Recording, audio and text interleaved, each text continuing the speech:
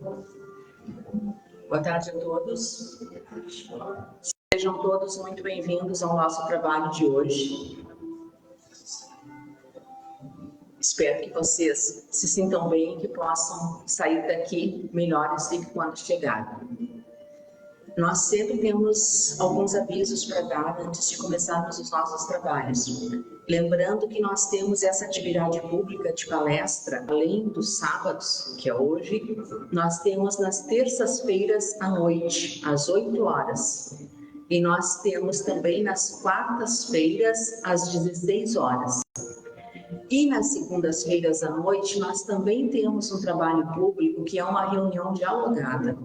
É uma oportunidade que a gente tem para conversar, para fazer perguntas, para trazer o que a gente pensa também sobre aquele tema que está sendo conversado. Então, estão todos convidados a participar.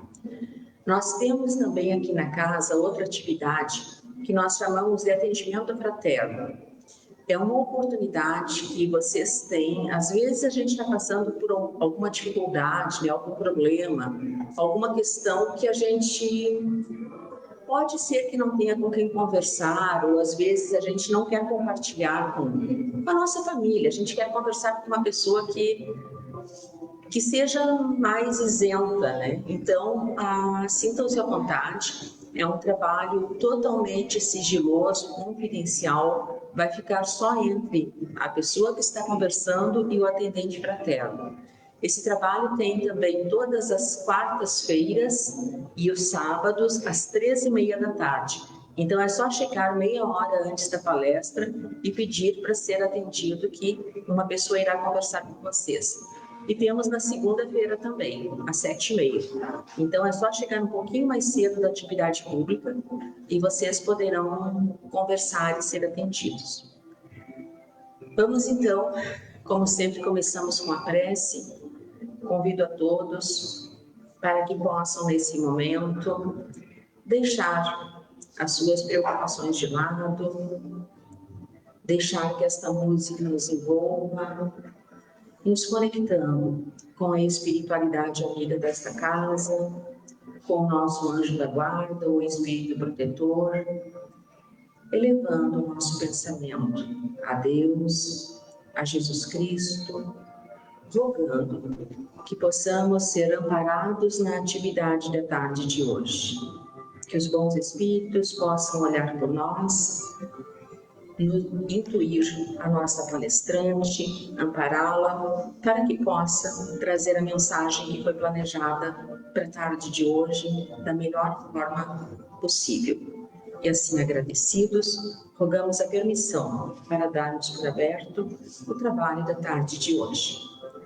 Quem irá nos conduzir na palestra é a nossa amiga Patrícia, trabalhadora aqui da nossa casa. Com ela, a palavra, então.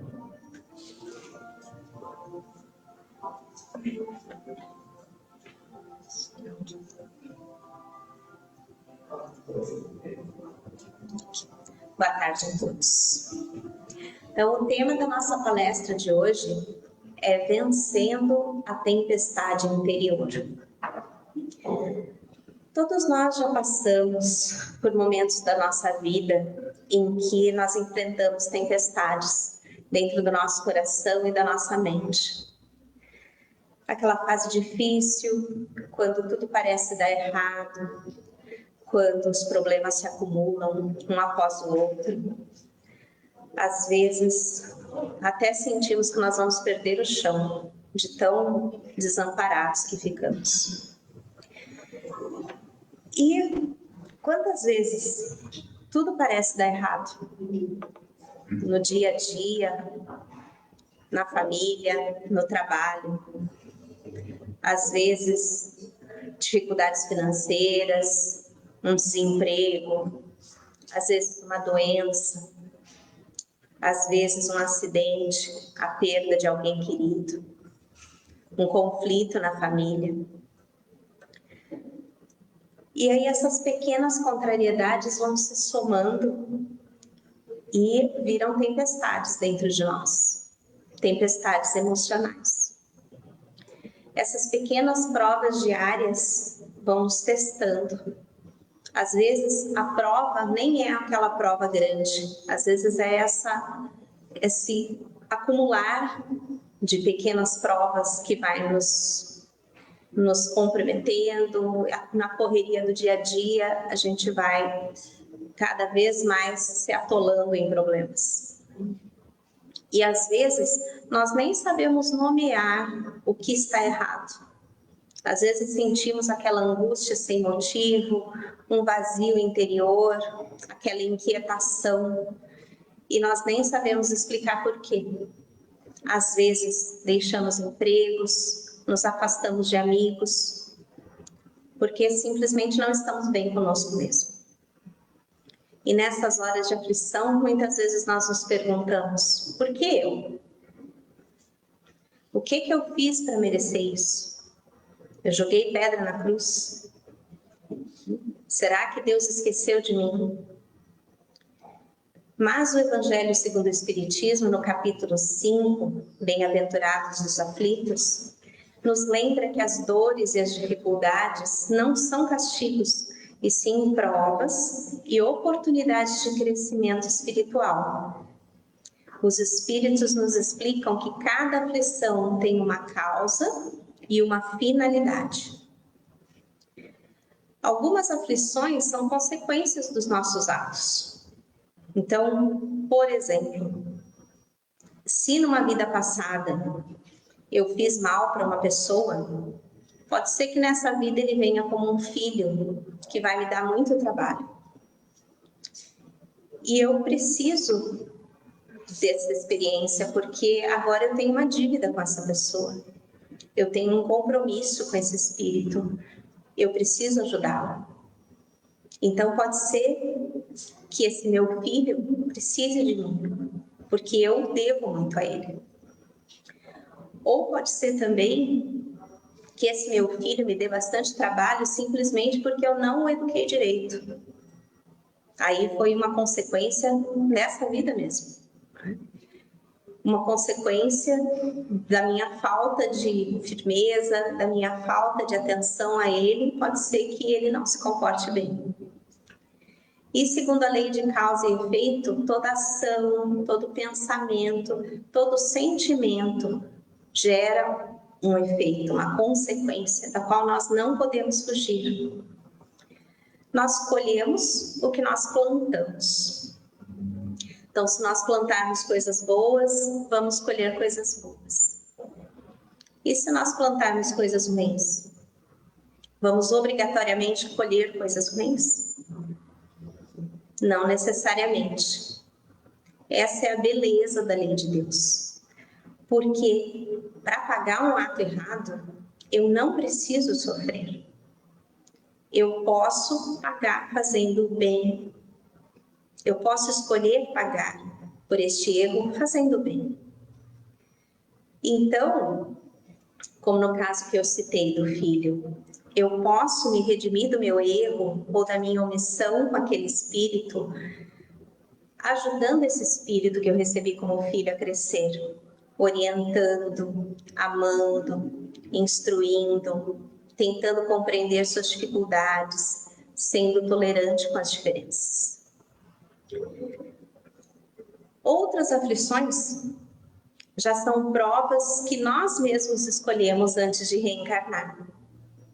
Então, fazemos nosso planejamento reencarnatório lá na espiritualidade e escolhemos, por exemplo, vir com uma doença para aprender resignação. Ou escolhemos vir pobres para aprender humildade. Ou escolhemos vir ricos para aprender caridade. Enquanto nós estamos na espiritualidade, nós pensamos que nós vamos enfrentar tudo de cabeça erguida, que nós vamos passar por todas as dificuldades com tranquilidade. Mas quando nós chegamos aqui, esquecemos o combinado. E aí muitas vezes nós nos revoltamos, nos desesperamos com a aspereza das provas que nós mesmos escolhemos. Quando a dor chega nas nossas vidas, nós devemos lembrar que Deus não está nos punindo. Ele está nos dando a oportunidade de aprendermos e de crescermos, de elevarmos a nossa inteligência e a nossa moral através dos desafios da vida. As dificuldades são como um fogo purificador do espírito. Tudo que o fogo não destrói, como por exemplo o ouro, a prata, o cobre, o ferro, ele purifica, porque ele queima as impurezas. Se o ouro pudesse falar, talvez ele não quisesse passar pelo fogo. Assim como nós também, muitas vezes pedimos a Deus para não passar pelas nossas provações. Mas o ouro só brilha depois de passar pelo fogo. Tudo que não é ouro vai ser queimado no fogo. Vai sobrar um ouro mais puro no final do processo. As dificuldades são como fogo para nós. Elas não destroem o nosso espírito, mas elas nos libertam do orgulho, da impaciência, do egoísmo. É o calor da provação que nos livra dos nossos defeitos e nós mostramos o que há de melhor em nós. Assim, cada dor pode trazer uma lição. A doença pode ensinar resignação e fé. A perda pode ensinar desapego e confiança em Deus. Os conflitos podem ensinar tolerância, perdão. Quando algo nos contraria, é a vida nos chamando a exercitar a humildade. Quando alguém nos irrita, é o treino da humildade, é o treino da paciência. Quando algo nos fere, é o convite ao exercício do perdão. Toda dificuldade tem um propósito de aperfeiçoamento pessoal.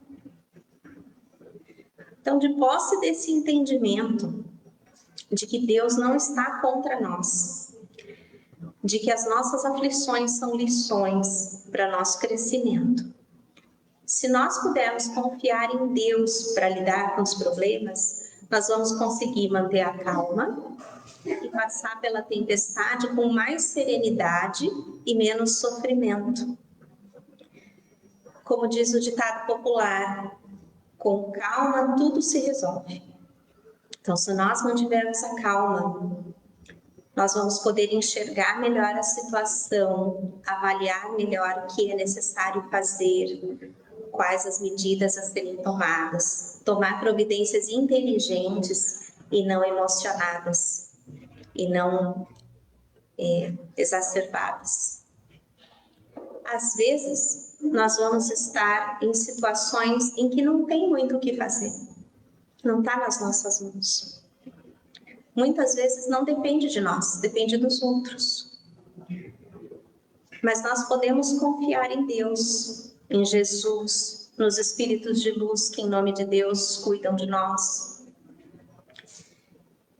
Se nós mantivermos a calma e a fé, compreendendo o processo, nós entendemos que em tudo há um motivo e um propósito, poderemos enfrentar a tempestade com coragem e com resignação. Para nos ajudar a compreender a necessidade da calma nos momentos difíceis, André Luiz, no livro Ideal Espírita, psicografado por Chico Xavier, nos aconselha assim: se você está no ponto de estourar mentalmente, silencie alguns instantes para pensar. Se o motivo é moléstia no próprio corpo, a intranquilidade traz o pior. Se a razão é enfermidade em pessoa querida, o seu desajuste é fator agravante. Se você sofreu prejuízos materiais, a reclamação é bomba atrasada, lançando caso novo. Ele quer dizer, o que aconteceu, aconteceu, não tem o que fazer. Não adianta reclamar. Se perdeu alguma afeição, a queixa tornará você uma pessoa menos simpática junto de outros amigos. ou seja, você vai afastar seus amigos de tanto que você reclama. Se deixou alguma oportunidade valiosa para trás, a inquietação é desperdício de tempo. Se contrariedades aparecem, o ato de esbravejar afastará de você o concurso espontâneo.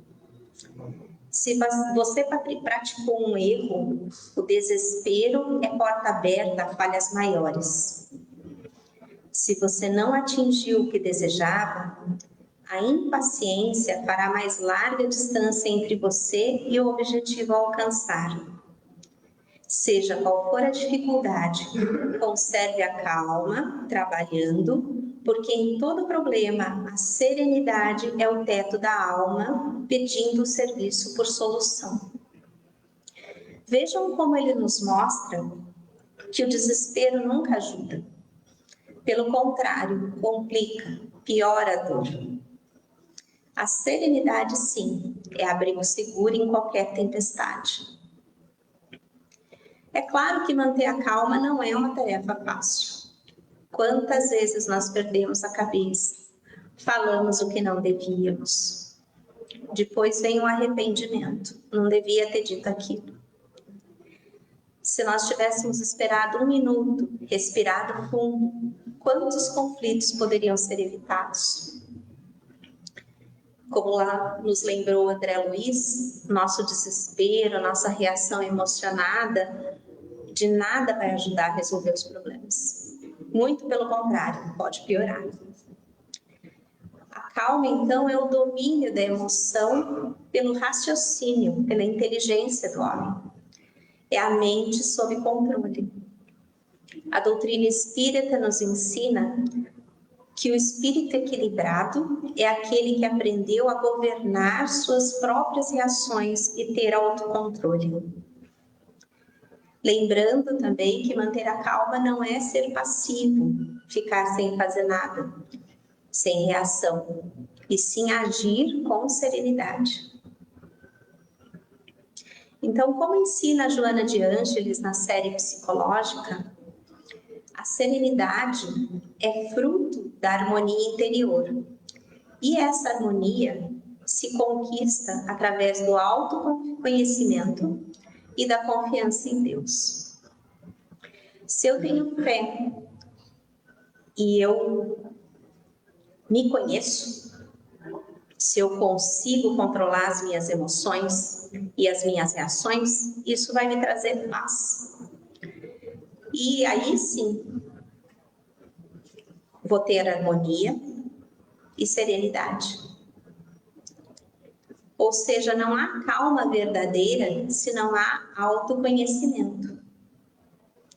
Precisamos olhar para dentro de nós, reconhecer nossos sentimentos mais profundos, trabalhar na nossa reforma íntima.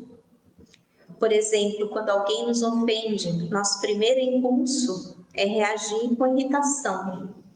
Mas se nós pararmos, respirarmos, pensarmos, será que vale a pena discutir?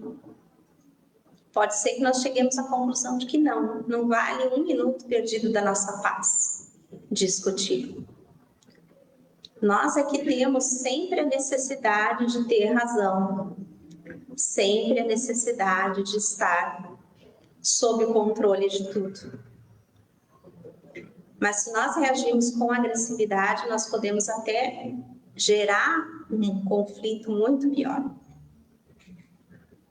Se nós mantivermos a serenidade, nós evitamos a tempestade e aprendemos com a experiência. A calma e a busca pelo autoconhecimento são conquistas frutos da vigilância, do esforço pessoal, da conexão com a espiritualidade. Orai e vigiai. Quantas vezes nós culpamos o mundo pelos nossos problemas?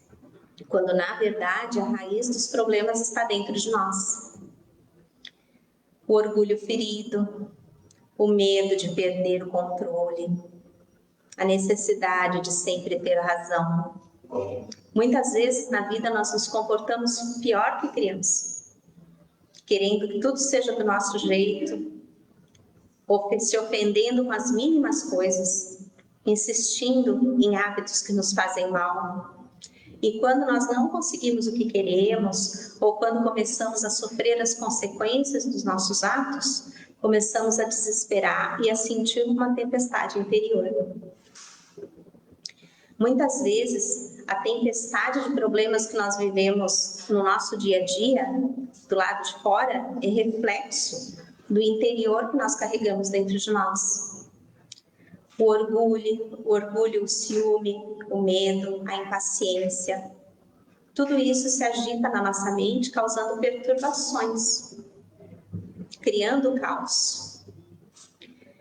A origem de grande parte das nossas dificuldades pode estar, assim, em nossas próprias escolhas, nas nossas inseguranças, nas nossas emoções, na forma como nós lidamos com as circunstâncias da vida. E só através do autoconhecimento nós vamos conseguir identificar essas falhas morais, reconhecer nossas emoções, nossos sentimentos, aprender a lidar com eles, dominar os impulsos, transformar os nossos defeitos em virtudes, com o objetivo de nos transformarmos em homens e mulheres de bem. Santo Agostinho, na questão 919A, no Livro dos Espíritos, nos dá uma lição preciosa sobre autoconhecimento. Ele diz: fazei o que eu fazia quando vivi na terra. No fim do dia, interrogava a minha consciência, refletia sobre o que havia feito e me perguntava se não faltara com algum dever, se alguém tivera motivo para reclamar de mim. Foi assim que consegui conhecer-me e ver o que precisava modificar em mim. Esse é um hábito simples, fácil de implementar, que qualquer um de nós pode adotar no seu dia a dia. Ao fazermos essa reflexão no final do dia, como eu reagi aos desafios do meu dia? Como cumpri os meus deveres? Ofendi alguém? Estaremos iniciando o caminho para o autoconhecimento e a reforma íntima. É comum nós ouvirmos de algumas pessoas que não querem mudar. Elas dizem: eu sou assim, não vou mudar. Talvez elas achem muito difícil mudar, mas tudo muda na vida. As estações passam, nós envelhecemos, o sol nasce e se põe todos os dias. Não podemos achar que é normal continuar com os mesmos pensamentos, as mesmas manias, os mesmos comportamentos. E mesmo que dure uma vida inteira para conseguirmos modificar algumas coisas, vale muito a pena. Quero contar para vocês uma história sobre a Ana. A Ana era uma mulher trabalhadora, dedicada à família, mas muito nervosa. Se irritava muito facilmente no trânsito, no trabalho, em casa. Qualquer coisa era motivo de discussão. E ela dizia: eu sou assim mesmo, tenho gênio forte, não levo desaforo para casa. Todos nós já ouvimos muito isso das pessoas. Com o tempo, a Ana começou a perceber que estava cercada de conflitos. Os colegas se afastavam, o marido evitava conversar, os filhos estavam sempre tensos. Mas ela achava que o problema era o mundo. As pessoas são folgadas, ninguém entende, ninguém me respeita. Até que um dia, numa palestra espírita, a Ana se tocou, deixou tocar seu coração com as palavras do expositor. E a partir desse dia, todas as noites, a Ana começou a se perguntar: como foi meu dia hoje? Lembrava que tinha gritado com o filho porque ele derrubou suco na mesa. Lembrava que tinha ofendido o motorista porque ele deu uma freada brusca. Lembrava que ela tinha arranjado briga com a vizinha por causa da árvore que caía folha na calçada. E aí ela começou com o tempo a se perguntar, será que eu precisava ter agido assim? Será que eu precisava ter gritado? Será que eu precisava ter respondido mal? E com o tempo, ela começou a perceber que a sua raiva vinha do orgulho ferido, da necessidade de controle, do medo de ser desrespeitada pelas pessoas. Começou a respirar fundo, a silenciar, a não reagir mais tão impulsivamente. Esperar passar aquele primeiro impulso de reação. Não foi fácil, ela não mudou do dia para a noite. Mas, a pouco, ela foi notando que as pessoas ao seu redor mudavam. O marido ficou mais carinhoso, os filhos mais sorridentes, conversavam mais com ela, contavam mais as coisas para ela. No trabalho, ficou tudo mais leve, o clima ficou mais suave. E um dia ela se deu conta de que a tempestade que ela via fora dela, na verdade, era um reflexo do que ela tinha dentro.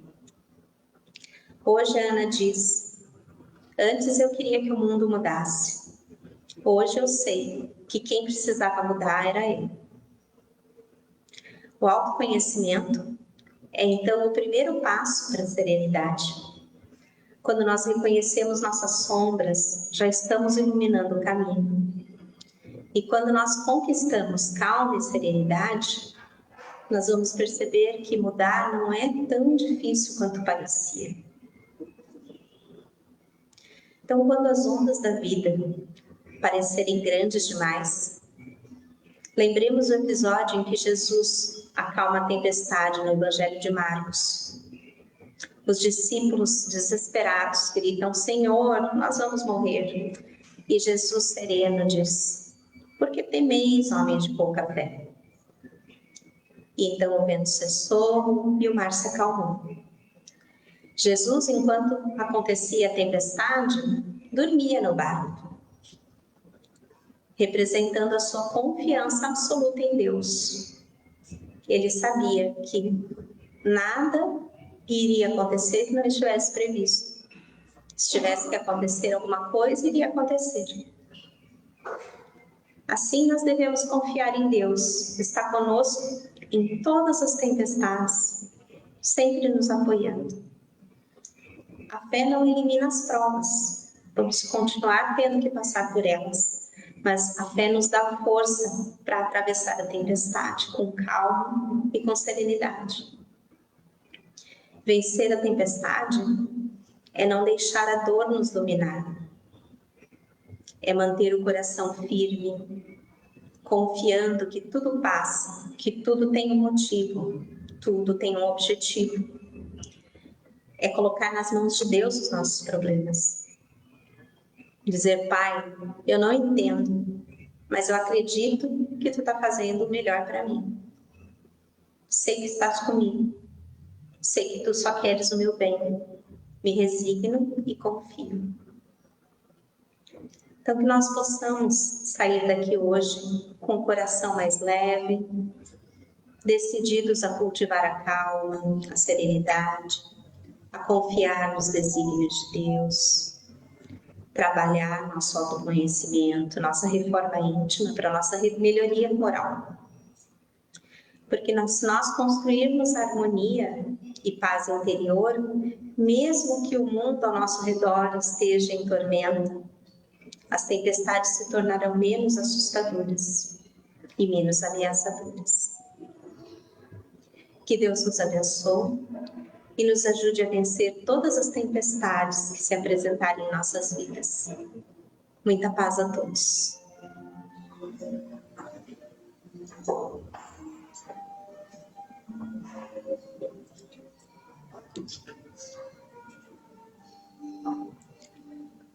Agradecemos a Patrícia a reflexão sobre a tarde de hoje, né? Que possamos levá-la conosco e não esquecer que nós nunca estamos sozinhos. Por mais difíceis que sejam as tempestades que chegam na nossa vida, nós temos um Pai poderoso que nunca nos abandona. Vamos agora para o segundo momento da nossa atividade, que é o momento do passe. Eu peço a vocês que, mesmo após receberem o passe, permaneçam nos seus lugares até nós encerrarmos o trabalho. Então, vamos pedir aos trabalhadores do passe que possam se posicionar.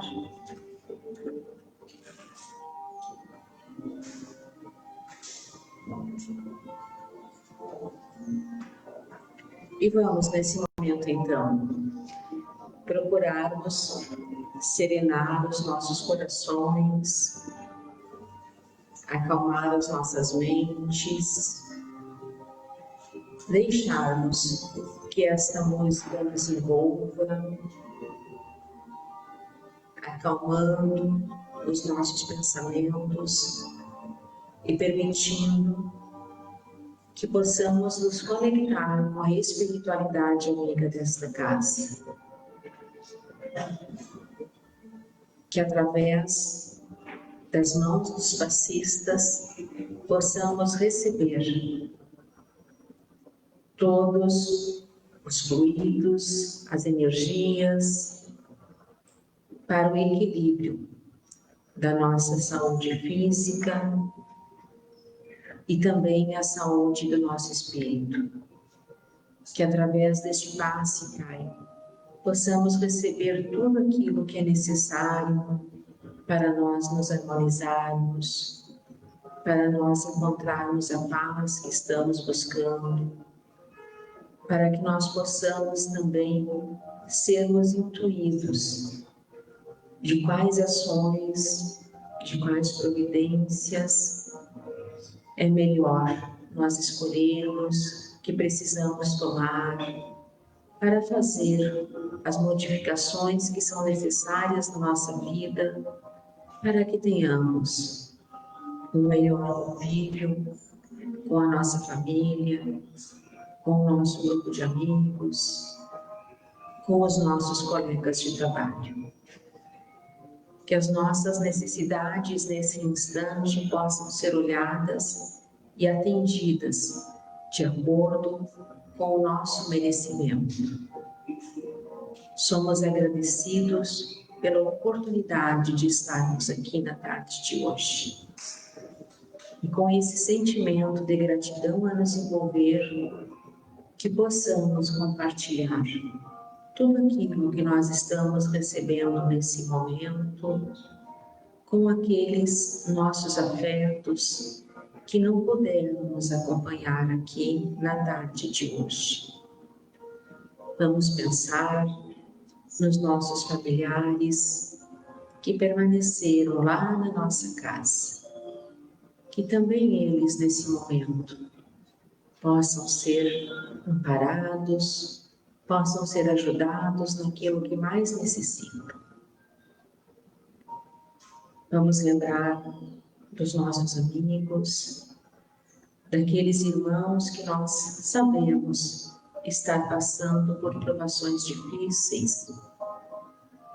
Vamos mentalizar também cada um deles, pedindo que a espiritualidade amiga possa chegar até a esses nossos irmãos, levando a eles o bálsamo que equilibra, que revitaliza, que traz ânimo e que traz coragem também, para que assim como nós, também eles possam enfrentar as suas dificuldades, tendo a certeza do amparo e da proteção divina.